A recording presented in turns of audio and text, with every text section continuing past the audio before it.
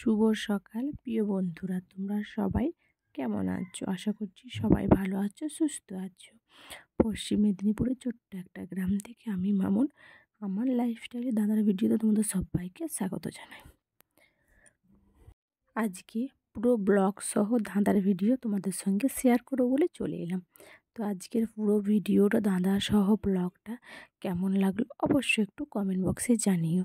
তো যারা আমার ভিডিও থেকে মজা পাও না তারাকে বলছি একটু কমেন্ট করে জানিও কী ধরনের ভিডিও লাগবে।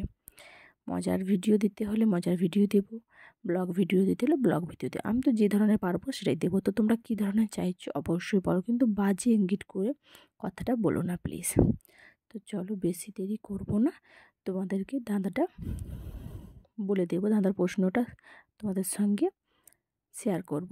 তো সকালবেলা উঠেই চান টান করে আমি আমার ভিডিওটা স্টার্ট করলাম। ছাদে জামা কাপড় মেলে দিয়ে এলাম, তারপরেই চলে এলাম ঠাকুর ঘরে। তো ঠাকুর ঘরটা একটু পরিষ্কার করে ধুয়ে টুয়ে দিয়ে বাসন টাসন ঠাকুরের ধুয়ে নিয়ে এসে মন্দিরটা ধুয়ে নিয়ে এলাম। তো তোমাদেরকে আমি আমার মন্দিরটা দেখাবো আমাদের। তো ঠাকুরকে আগে ফুল জল একটু পুজো দিয়ে দিই। তো ঠাকুরের সব কিছু গোছানো কমপ্লিট, তারপরে ঠাকুরের থালায় ভোগ দিয়ে দিচ্ছি। তো আমরা দিই নকুনদানা, যখন ফল থাকে তখন ফল দেওয়া হয়।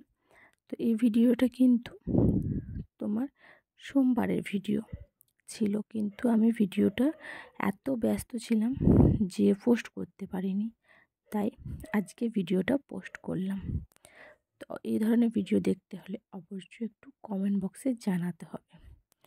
তো পুজো কমপ্লিট হয়ে আসছে। তো দেখো, ধূপ প্যাকেট যেটা ছেঁড়া ছিল সেটা শেষ। এই প্যাকেটটা ছিঁড়বো, তো ছিঁড়তেই পারছি না, এত বিরক্ত লাগছে। তো তারপর দেখো, যাই হোক শেষমেশ ধূপ প্যাকেটটা ছেঁড়া হলো। এবার ঠাকুরকে আমি ধূপটা দিয়ে দিই, তারপর তোমাদের সঙ্গে আমি ধাঁধাটা শেয়ার করব। আর ধাঁধাটা শুনতে বাজে হবে বন্ধুরা, কিন্তু ধাঁধার উত্তরটা খুব সুন্দর, বুদ্ধি খাটালে উত্তর পাবে। তো এমন শাকটা হয়ে গেছে, দীঘা গিয়েছিলাম তখন শাকটা কিনে নিয়েছিলাম, তো বাজছে না, একবার এমন হতো। যাই হোক কষ্ট করে শাকটা বাজলো, পূজা কমপ্লিট। এই যে আমাদের মন্দির ধোয়া হয়ে গেছে। তারপরে চলো রান্না করতে করতে তোমাদের সঙ্গে ধাঁধাটা শেয়ার করে দিই। যখন নিরামিষ খাবো, আমরা সোমবার নিরামিষ খাই, তো এই যে ধোয়া মুগের ডালকে একটু কড়াই করে নেড়ে নিচ্ছি, তারপরে সিদ্ধ করতে দিয়ে দেবো। তো যতক্ষণ এটা ভাজা হোক ততক্ষণ তোমাদের সঙ্গে ধাঁধাটা আমি শেয়ার করে ফেলি।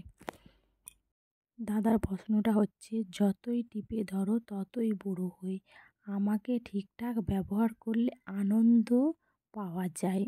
তো যতই টিপে ধরো ততই বড় হয়, আমাকে যতটা ঠিকঠাক ব্যবহার করো ততটাই আনন্দ পাওয়া যায়। তো এটা কিন্তু খুব সুন্দর একটা ধাঁধার প্রশ্ন। তো ধাঁধার প্রশ্নটা যদি কেউ জেনে থাকো অবশ্যই বন্ধুরা একটু কমেন্ট বক্সে জানিও, তাহলে আমারও ভালো লাগবে। তো দেখো, তোমাদের সঙ্গে কথা বলতে বলতে ডালটা ভাজা হয়ে গেল, সিদ্ধ করতে বসিয়ে দিচ্ছি। ডালটা সিদ্ধ হোক ততক্ষণ আমি তোমার দিদি ওখানে বাইরে রান্না করছে, দু জায়গায় রান্না হচ্ছে। তো দিদি কিছুটা রান্না করছে, আমি রান্না করছি। তো দেখো আমার ডাল হয়ে গেছে, তার মধ্যে এবার ডালটাকে ছকে নেব। তো তোমাদের সঙ্গে দেখো কথা বলতে বলতে পুরো ডালটা সিদ্ধ হলো, ডালটা ছকে নেব। ডালটা ছকে নিই, আর তারপরে তোমার রান্না করব, আরও চাটনি করব।